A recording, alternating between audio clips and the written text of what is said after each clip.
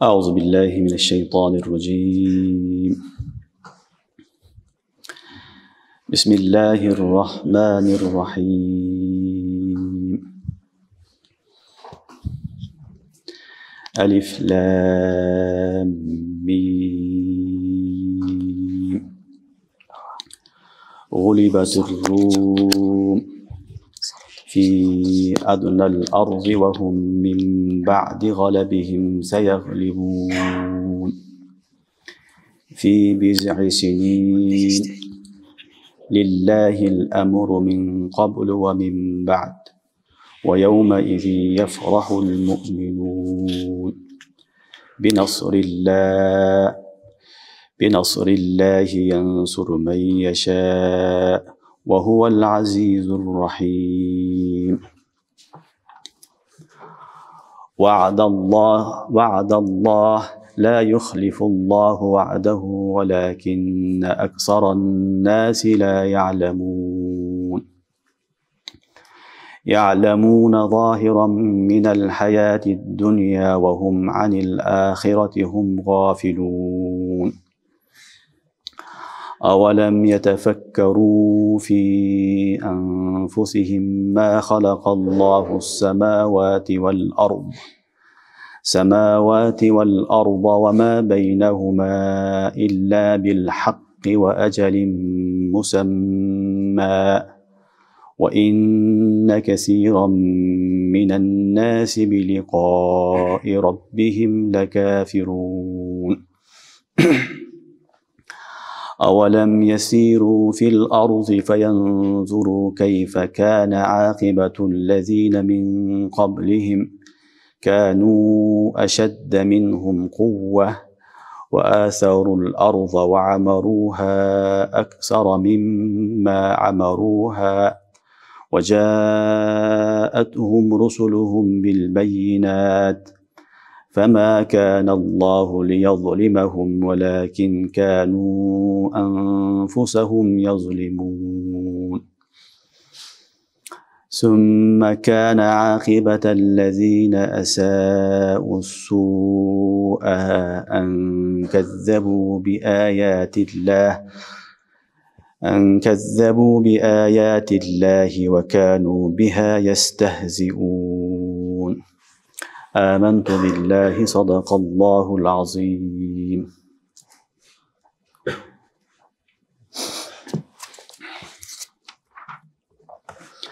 Alif Lam Mim. Rum жеңилди. Жакынкы жерде алар кайрадан жеңишке жетишет. Бир нече жылдын ичинде өкүмдүн баардыгы Аллахка таандык. Мындан алдын дагы, мындан кийин дагы ошол күнү мусулмандар аябай курсан болуп түйүнүшөт. Алланын жардамы менен Алла кимге кааласа жардам берет. Ал күчтүү, боорукер. Алланын вадасын, Аллах Таала вадасына эч качан каршы чыкпайт. Бирок көптөгөн адамдар аны билишпейт. Алар бул дүйнөнүн захыры көрүнүшүн гана билишет. Ахиреттен алар кайдыкер, гафил, кайдыгер. Алар өздөрүнү ойлоп көрүшпөйбү? Аллах Таала асмандарды, жерди, анын ортосуну чындык менен жараткан. Жана бир белгилүү мөөнөткө жараткан. Албетте көптөгөн адамдар Раббиси менен жолугуудан инкар кылышат, ишенишпейт. Алар жердин бетинде сайыр кылып кыдырышпайбы, жана көрүшпөйбү алдыңкы үммөттөрдүн акыбалы кандай болгонун? Алар буларга караганда күчтүү эле, алар жер айдашат эле, жерди абад кылышат эле, аларга караганда жери жакшыраак абад кылышты. Кийин аларга пайгамбарлар ачык далилдерди алып келди. Аллах аларга зулум кылган жок, бирок алар өздөрүнө зулум кылышты. Кийин жаман амал кылгандардын акыбети өтө жаман болду. Алар Аллахтын аяттарын жалганга чыгарышты, жана аны шылдыңдашты. Бул Суратур Рум сүрөсү. Биз өткөн сабакта Анкабут сүрөсүн окуп бүткөндөк, алхамдулилла. Эми сабагыбыз Суратур Румдан баштап атабыз. Суратур Рум бул Кур'ан-ы Керимдеги Макки аяттарга кирет балдар. Кур'ан-ы Керимдеги Макки аяттардын бирөөсү Рум сүрөсү. Rum suresi Surat Mekke ayetlerinin içindeki 84. ayet. En ahırgı ayetler balдар bul Ankabut sureti болады. Mekke ayetlerinin ahırgısı Ankabut suresi 85. ayet. 84. ayet bul Rum suresi bul dağı Mekke ayetler. Bul 60 ayetten turadi. 6 ruku. Жалпы сүрет бул Рум сүрөсү Мекке аятка кирет. Сүрөлөргө кирет. Рум деп аталып калышлыгы бул жерде Рум деген сөз келет. Улибатур Рум деп. Румдар галып болду, маглуб болду, жеңилип калды деген сөз. Ошон үчүн бул сүрөнү Суратур Рум деп аталып калган. Сурай Рум балдар башка сүрөлөр сыяктуу эле Мекке болгон үчүн таухид, рисалат, ахиретти баяндайт. Tawhid, risalat, ahiret negizgi uşul üç neseni Mekke ayetlerin bari üç neseni bayandaydı. Bul dağı uşuları bayandaydı. Andan keyingi nerse bul Ankabut menen Rum'un ortasındağı baylanış ballar. Ankabut surasında Allah subhanahu wa ta'ala ahirgi ayetlarda hicrat kılgana buyurgan. Eğer de жердин бети тар болсо, кыйналсаңар, анда силер Аллахтын жери кеңири не кылгыла, хижрат кылгыла деген аяттар түшкөн. Ошондой эле акыркы аятта Аллах субханаху ва таала "Валлазина жахаду фина ланахдияннахум субулана ва инналлаха лама'ал мухсинин" деген аятта ошол Аллах жолунда күрөшсөңөр, жихад кылсаңар, мээнет кылсаңар, Аллах таалам сөзсүз жолун ачат деген эле. Мына ушул жол ачат, кантип жеңилишке жетебиз, кантип ийгиликке жетебиз? Кийинки сүрөттө Рум сүрөсүндө Аллах субханаху ва таала ушул жеңишти, ийгиликти баяндап атат. Мына ушул негизгиден экөөнүн ортосундагы байланыш. Андан сырткары бул сүрө дагы алдыңкы Анкабут сүрөсү дагы хуруфул муқаттаат менен башталган. Бул дагы ортосундагы окшоштуктары. Алиф лам мим. Бул балдар көп айтып келатабыз, бул хуруфул муқаттаат. Хуруфул муқаттаат дегени буну бөлүп окулунат. Ката яктау деген кесүү деген сөз. Буну алам деп окулунбайт. Түшүнүңөрбү? Бул сөз ар бир тамганы бөлүп окуйбуз. Алиф, лам, мим деп бөлүп окулунат. Ошон үчүн буну хуруфул муқаттаат дейт. Хуруфул муқаттаат балдар Курандын мужиза китеби экенин белгиси. Bunun manasını Allah'tan başka hiç kim bilmeydi. O şunun için bütün var müfessirinler Allahu a'lemu bi muradihi. Bunun muradını Allah Teala özü bilet deydi. Allah'tan başka hiç kim onu bilmeydi deydi. O şunluktan bu Allah Subhanahu wa Taala Kur'an-ı Kerim'de Rum suresinde Alif Lam Mim'den başlap işaret kıldı. Bu Kur'an mucize kitap. Mucize kitap. Kur'an-ı Kerim çın kitap allar. Anda jalgany jok, hakikat. Oşonun üçün Allah Subhanahu wa Taala Rum suresinde dağı bir hakikati ne kılgan aşkara kılgan. Al hakikat Kur'an'dan çındığı ekenliginde mına uşul Rum suresinde Allah Taala bayandagan. Bir bololek okuyanı Allah Taala maldan ala aytıp, keyin kaçan bolot, kantip jеңишке жетет, anın bardığını uşul Rum'da bayandagan. Oşonun üçün bul dağı Kur'an-ı Kerim'din çınığı Allah'tan düşkön kitap ekenin belgisi. Bul okuya balдар oşol Rum menen Farsqa baylanıştı. Peygamberimiz sallallahu aleyhi ve sellem Peygamber bolgunga çeyин balдар dünyada iki çoğun padişah bolgan. Birisi Rum, ikincisi Faris. Rum menen Faris azırkı doğurdağı Amerika menen Rusya, Kıtay degende bolgan. Eldin bardığını uşular başkarıp durgan, uşulardın arasında elde yaşagan. Uşunday çoğun güçlü memleketler bolgan. Birisi Rum, ikincisi Faris. Farisler bular İran'ın tegedeginde yaşagan elleri bolgan. Bular Majus bolgan. Majusi. Bular ataşparast deydi. Bular otko sıyıngan el bolgan. Putparastlarga jakın el bolgan. İkincisi Rum ahli kitap bolgan. Özgöçe bular Nasara bolgan. Peygamberimizga çeyinki din Hristiyan dini bolgan balдар. Nasara bolgan. Oşon üçün жалпы ошол doğurduğu musulmanlar Nasara bolgan. Bul ahli kitap bolgan. Ökö ortasında köpünçe uruşup durgan balдар. Bul 600. Hicriden tartıp 615. 14. Hicrige çeyin nemege çeyin meladiye uruş olup durgan. Peygamberimiz sallallahu aleyhi ve sellem 570. yılı dünyaya gelgen meladi boyunca 610. yılı meladi Peygamberimizga peygamberlik berilgen 40 yaşında. Oşol uçurlarda ökö küçtü memleket uruşup durgan arasında. Anan Faris'tin padişalarının atını Kisra dep koygan. Kisra padişahın atı. Alemi Rum'duku olsa Rumilerdeki Kaysar olgan. Kaysar, Kisra padişahın atı ököv uruşup durgan. Uruşu biri jengilip uşunup durgan uçur bolgan. Oşol uçurda Peygamber sallallahu aleyhi ve sellem Mekke'ye kelip жаңы din alıp geldim. Aldığın dinler jokka çıktı. Allah'ın ahırı dini geldi. Men peygambermin de peygamberimiz kelgende müşrikler peygamberimize karşı çıkan. Karşı çıkıp anan ошол жерде müşrikinler aytkan biz hakpı, sizler hakpı jakında görөбүz. Kisra menен Kaysar uruşat. Ökөө uruşsa, эгерде majusler жеңсе, biz haqtabız, чындыктабыз. Себеби Рум ахли китап, силерге ошол китепке ишенет. Бирок китепке ишенсе дагы Кудай жардам берген жок. Демек, биздин бутубуз хак. Алар да бут парас, биз да бут параспыз. Биз чындыктабыз деген сөздү мусулмандарга таркатып, мусулмандарды кычырат кылган. Анан ошол учурда уруш болуп, румдуктар жеңилип калган. Румийлер жеңилип калып, фарстар жеңип алган. Жеңип алганда анан кайра эле баягы сөздү таркатып, мусулмандарды аябай кычырат кылган кафирлар. Ошол учурда Аллах субхана ва таала мусулмандарга, мусулмандардын көңүлүн көтөрүп, мусулмандарга неме катары, сыйлык катары ушул аятты түшүргөн, бул сүрөт түшүргөн. Алиф лам мим гулибатур рум фи аднал арз ва хум мин ба'ди галабихим саяглибун. Румдун эли жеңилип калды, бирок алар жакында кайра жеңишке жетет, ийгиликке жетишет деген аятты Аллах субхана ва таала түшүргөн. Ушул аят түшкөндөн кийин Абу Бакр Сиддик разıyallahu anhu чыккан. Абу Бакр разıyallahu anh чыгып, кафирлардын ичиндеги башчысы Умайя ибн Халафка барып жолуккан. Айткан, иншалла, азыр жеңилди деген бул мусулман немелер, румийлер. Бирок жакында жеңет деген. Жакында жеңет дегенде экөөбү спорлошуп кетишкен. Анда экөөбүз келишебиз. Эгерде мусулмандар жеңсе, ахли китап жеңсе, мен сага 10 төө берем дейт. Умайя ибн Халаф.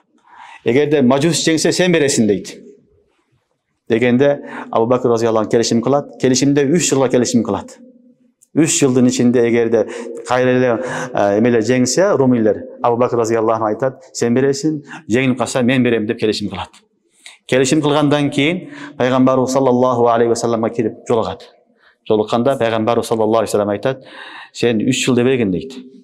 3 жыл дебегин, 10 жылга чейин мөөнөт алгын дейт.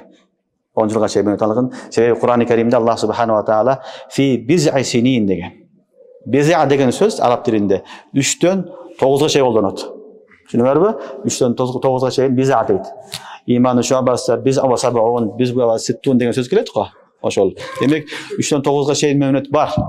Алланын сөзүндө чек жок. Ошон үчүн шашпастан 9 жылга чейин мөөнөттү алгын дейт. Анан кайра кирет. Кайра барып Убайя менен келишкенде айтат, жок, 3 жыл эмес, 9 жылга чейин мөөнөт бер дейт.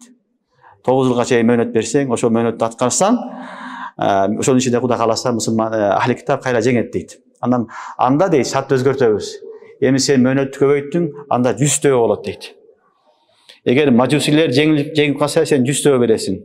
Ахли китап жеңсе, мен 100 төө берем деп, баягы келишимди 100 төөгө өзгөртүп коет балдар. 100 төөгө өзгөртөт. Андан кийин пайгамбарыбыз саллаллаху алейхи ва саллам хижрат кылат балдар. Бул болгон окуя кабла хижра 5 жыл алдын болуп аткан окуя. Хижраттан 5 жыл алдын болуп аткан окуя. Көптөгөн мусулмандар Хабашага хижрат кылат, сахабалар немеге хижрат кылат, эле Медина Мунаввара хижрат кылат. Анан Абу Бакр разıyallahu anh дагы хижрат кылайын деп жүргөндө Умайя келип калат. Айтат, мен сага эскертип койгоюн. Экөөбүз вада кылганбыз. Сенин жолдошторуң, досторуң баары качып кетти. Сен да качып кетпегин. Эгер сен ваданы аткарбасаң, анда мен сага жаза беремин. Баягы вада эсиңдеби? деп эскертет. Эгер хижрат кылсаң, мага бирөө таштап кеткин дейт. Абу Бакр разıyallahu anh айтат, мейли, мен хижрат кылып калсам, анда балам Абдурахман таштап кетем дейт. Абдурахман ибн Абу Бакр ага чейин мусулман болгон эмес эле. Абдурахман ибн Абу Бакр сага калат ушул жерде. Ал мен жеңилип калсам 100 төөнү сага берет дейт. Ошентип мусулмандар хижрат кылат. Хижрат кылып келгенден кийин биринчи жылы, экинчи жылы балдар Бадыр болот. Бадыр болгондо мусулмандар ийгиликке жетишет. Ошо Бадырдын эле аркасынан кайра эле Кисра менен Кайсар урушуп, Мажус менен Рум урушуп, мусулмандар ийгиликке жетишет. Ахли китап ийгиликке жетет. Жеңиш болот. Жеңиш болгондо, жеңиш болот. Ага чейин Умайяны балдар пайгамбарыбыз саллаллаху алейхи ва саллям өз колу менен найза менен уруп өлтүргөн. Умайя ибн Халаф ушундай кафир пайгамбарыбыз колдон өлгөн бул. Найзаны пайгамбар урган, анан ошонун жаракатында өлгөн болот. Өлүп калгандан кийин баласыга барат. Баласыга барып, бала келишим бар, ошо келишим боюнча 100 төөнү бергиле дейт. Умайянын баласы 100 төөнү берет, ал төөлөрдү Меккеге алып келинет, Мадинага алып келинет.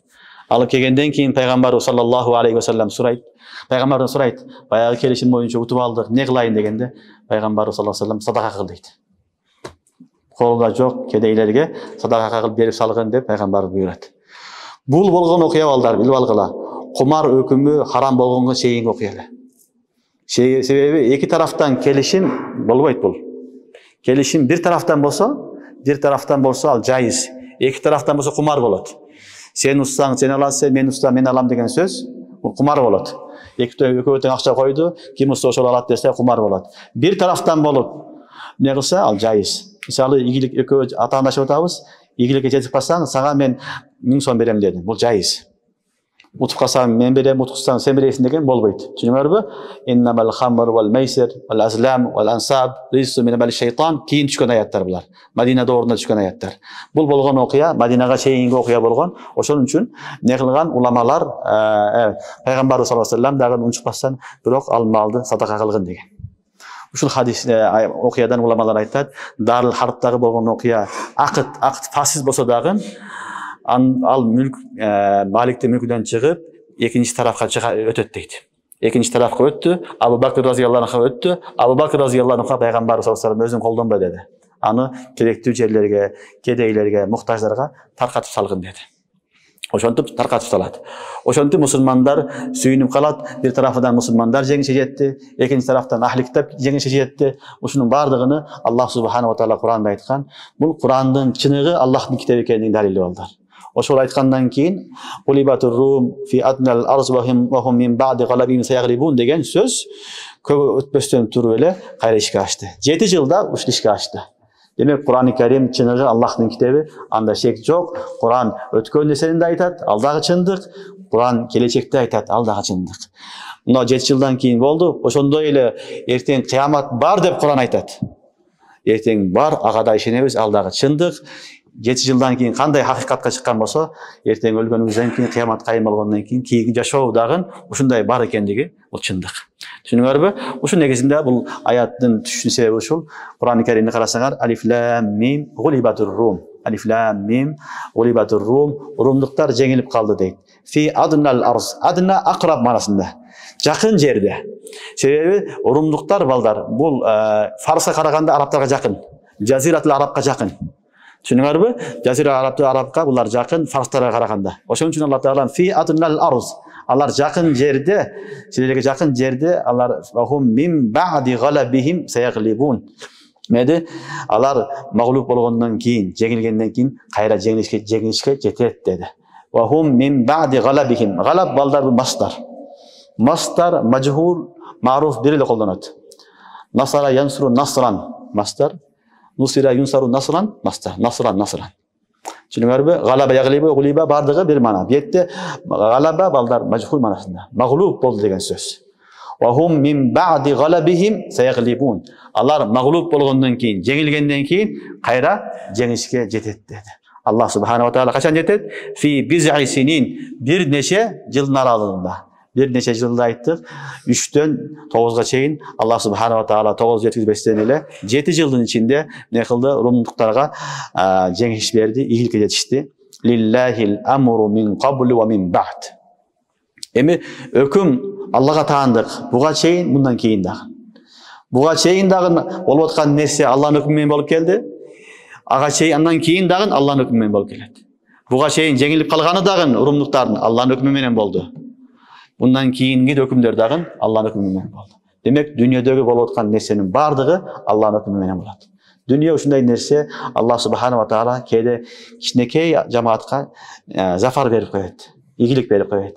Keyde çoğun cemaat kusuranaga bayağı jеңишkemiz arkasına ketet, jеңilip kalat. Bu bardığı Allah'ın kolunda. Kur'an-ı Kerim'de Allah subhanahu wa ta'ala aytadi: "Kem min fi'atin qalila galabat fi'atan kesira biiznillah."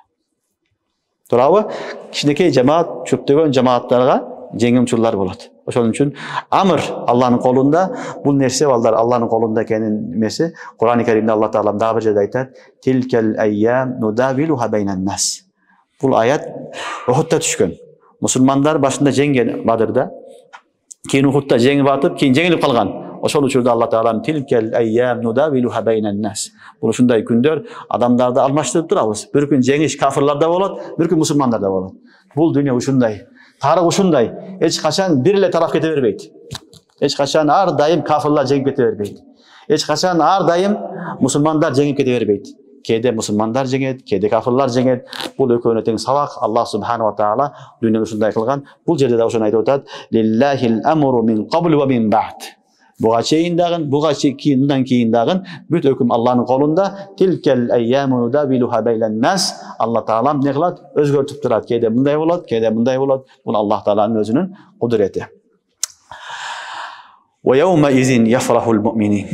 Алла Таала айтат, мына ушул күнү мусулмандар аябай сүйүнөт дейт. Мусулмандар биринчи сүйүнгөнү балдар эмне болду? Фатых болду Бадырда. Экинчи ошол күн көп эле узабастан туруп, ахли китап дагы жеңишке жетти. Мусулмандардын баягы ойлогон ою ишке ашты. Абу Бакр разыяллаху анху жеңишке жетти. Ошон үчүн Алла Таала айтат, "Ва яума изин яфрахул му'минин." Мына ушул күнү мусулмандар сүйүнөт. Мусулмандар аябай сүйүнүп, Аллахтан эмне кылат? Сүйүнүп Аллага шүгүр кылышат дейт. Эми Алла Таала айтат, "Бинасрилlah." Бул жеңиштин бардыгы Аллахнын жардамы менен. Ар бир жеңиштин артында бир гана Аллахнын жардамы турат. Түшүнүңөрбү? Дүйнөдөгү кандай жеңиш болбосун, ийгилик болбосун, анын асты, арты бир гана Аллахнын жардамы, адамдын кубаты, адамдын күчү, анын мамлекети, анын аскери, анын атом бомбасы деген нерсе жок. Түшүнүңөрбү? Негизги нерсе Аллахнын нусраты. Нусраты келдиби? Алла Таалам алсызды кабийге караганда күчтүү кылып коет. Алсыз жамаатты жеңгенге шарт түзүп берет. Бул Аллахнын кудурети. Демек Алла Таала айтат, "Бинасрилlah." Булар Аллахнын жардамыга жетишти. Аллахнын жардамы менен янсуру майяша. Аллах кимге кааласа жардам берет. Кааласа кафирларга жардам берип коет. Кааласа мусулмандарга жардам берет. Бул Аллахнын өзүнүн ыктыяры. Янсуру майяша ва хувал азизур рахим. Ал өтө күчтүү. Ал-азиз өтө күчтүү. Ар-рахим. Ал медет өтө боорукер. Алла Таала күчтүү, ошон үчүн өзүнүн күчү менен, кубаты менен Бадырда да жеңиш мусулмандарга берди. Фарс менен Румдун ортосундагы жеңишти дагы румдуктарга Алла Таала берди. Вa'даллах. Бул балдар мафул мутлак. Түшүнүңөрбү? Бунун амили махзуф. Хак. Аллахнын ваадасы хак. Алла Таалам ваадасына хилаф кылбайт. Вa'даллах. Аллахнын ваадасы бул чындык, хак. Ла юхлифуллаху вa'дах. Аллах ваадасына каршы чыкпайт. Бул балдар Аллах Таалам каршы чыкпайт, себеби арасына каршы чыккан адам бул инсан болушу мүмкүн.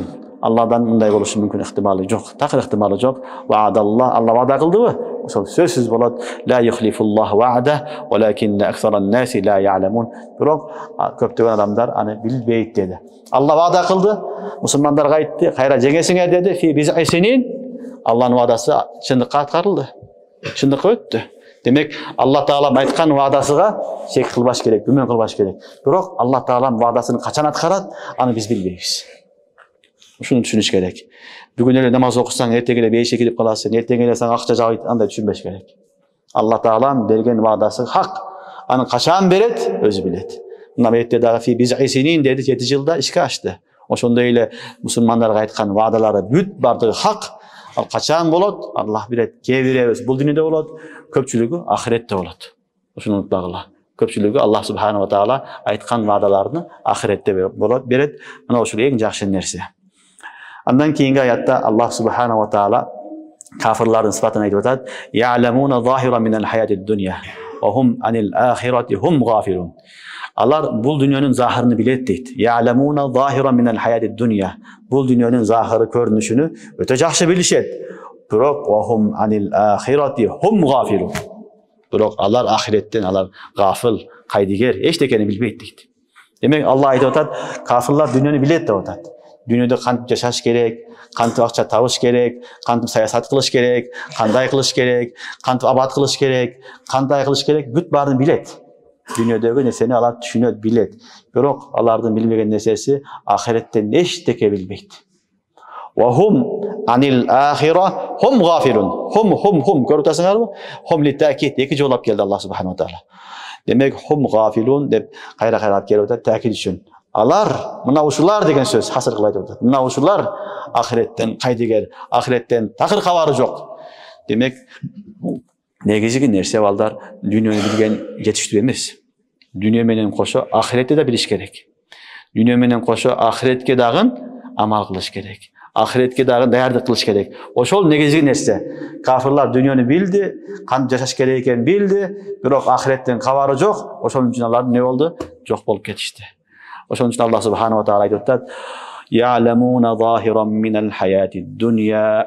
Алар бул дүйнөнүн захирын, сырткы көрүнүшүнүн баарын билишет, түшүнөт.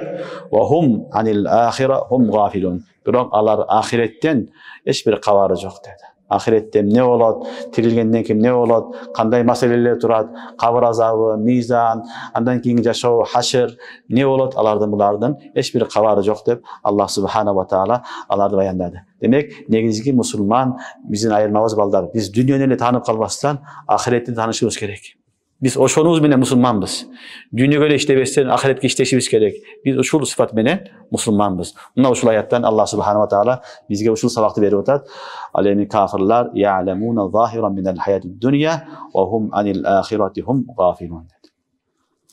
Андан кийин Аллах субханаху ва таала ахиретти кантип эстеш керек, кайсы нерселер ахиретти эстегенге себепкер болот. Кийинки аяттарда баяндап атат. Авалам ятафаккару фи анфусихим ما خلق الله السماوات والأرض وما بينهما إلا بالحق وأجل مسمى وإن كثيرا من الناس بلقاء ربهم لكافرون. Ana uşul ayatda Allah subhanahu wa taala kantip Allah'ta isteş gerek, ahirette isteş gerek bayandap atat. Al ayat avalam yatafakkaru fi anfusihim. Birinchisi, emnege alar özlörünü oylap körbeyt deydi. Men jok elem, kayaktan keldim, kantip jaraldım, meni kim payda kıldı, ölgөндөн кийин каяка барам деп эмнеге алар өзүлөрүн ойлобойт дейт. Кудайды таныгың келсе, уламалар айтат, анын эң биринчи жолу өзүңдү кара. Башка нерсени караба.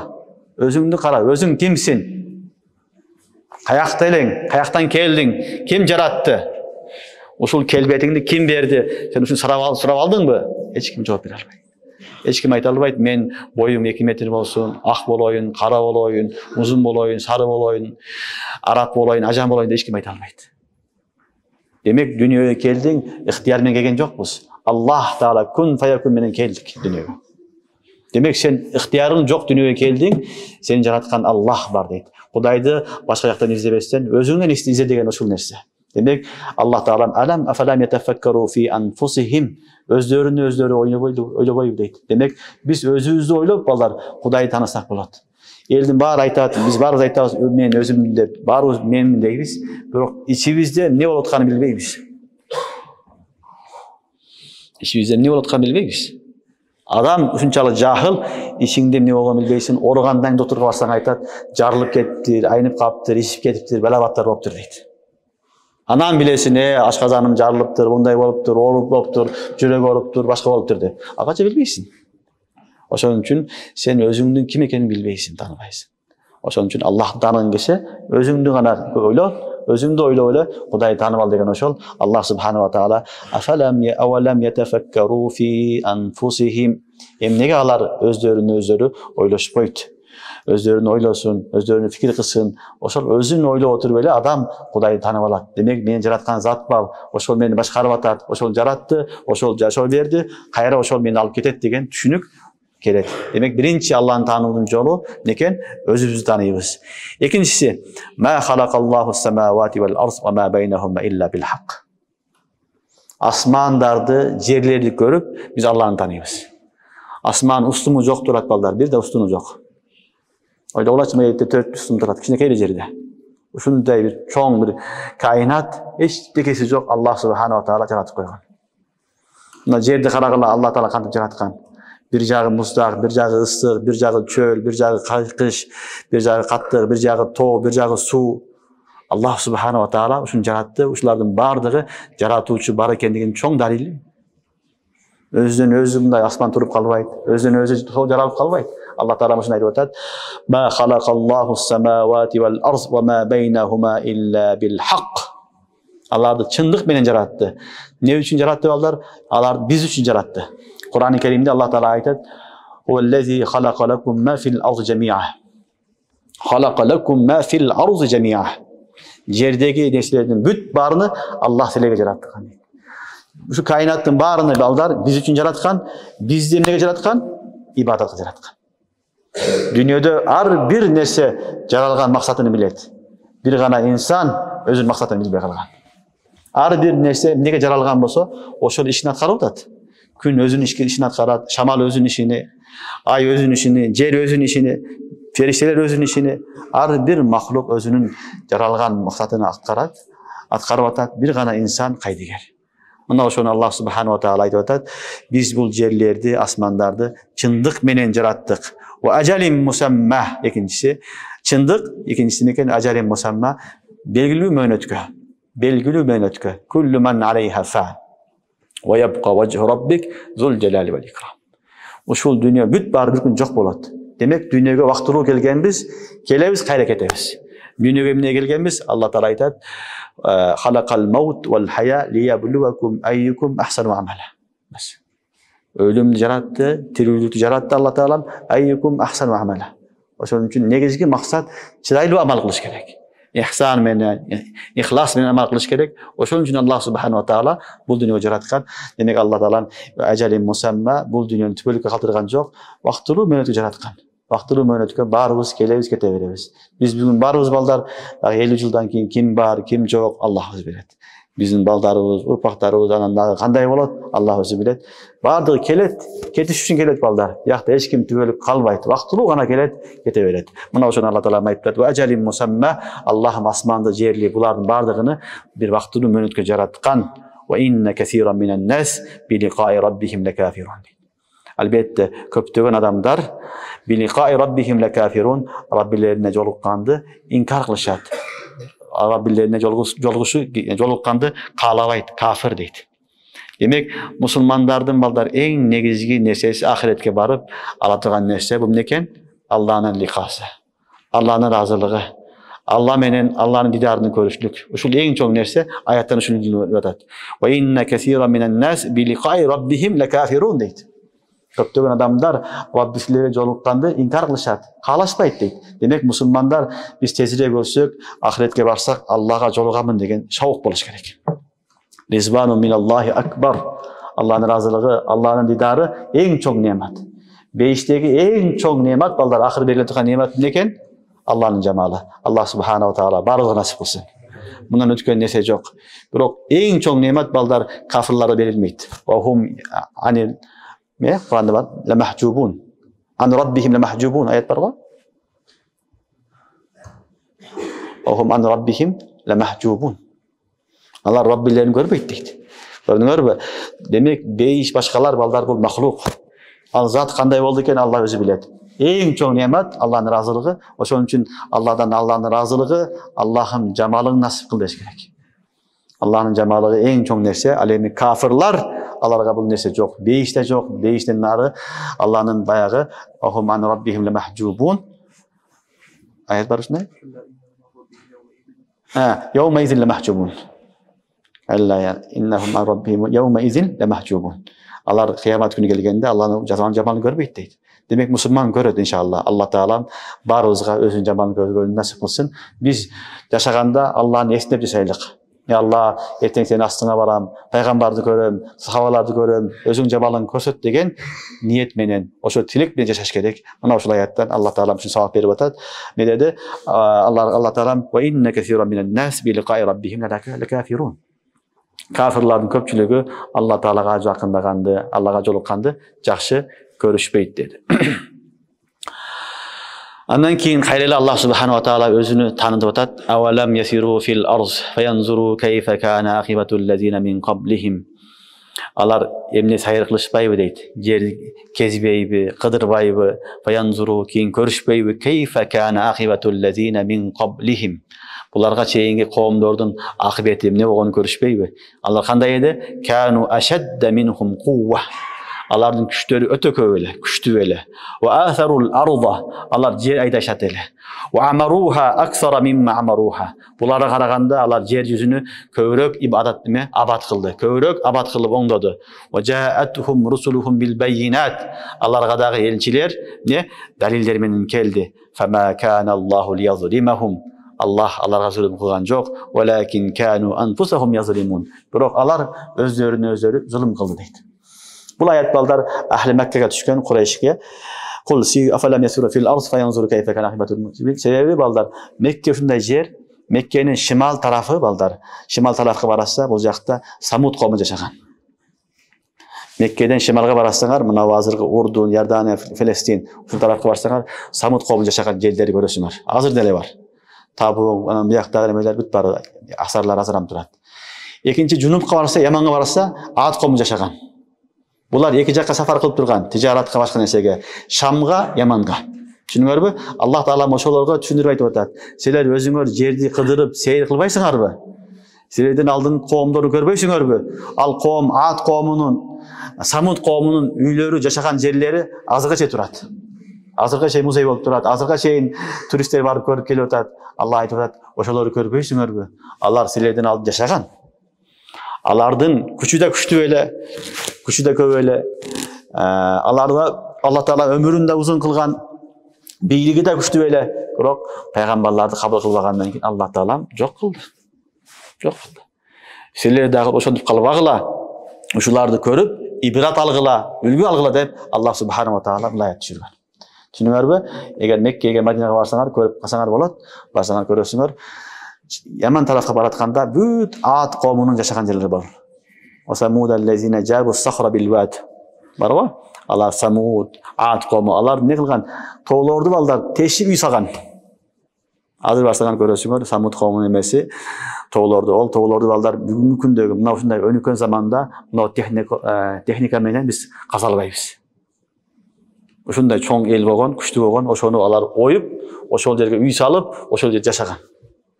Taşlardı oygun, yerlerde balдар büt bardığını bular egin zar kılgan. Wa amaruha aksara mimma amaruha. Bugünkü karaganda alar köwrek abat kılgan. Büt barını egin zar kılgan, alarga egin ekкен, bak ekкен, bak dikken, yaşoolary öte jakşı bolgon. Kelечegi güçlü bolgon. Yaşoosy jakşı, baylygy bar, biyligi bar, küçü bar. Biroq peýgamber keldi, peýgamber kabul kılgan jok, Allah jok kıldı. Demek negizgi nerse balдар bul dünýäniň jakşı boluşy emes.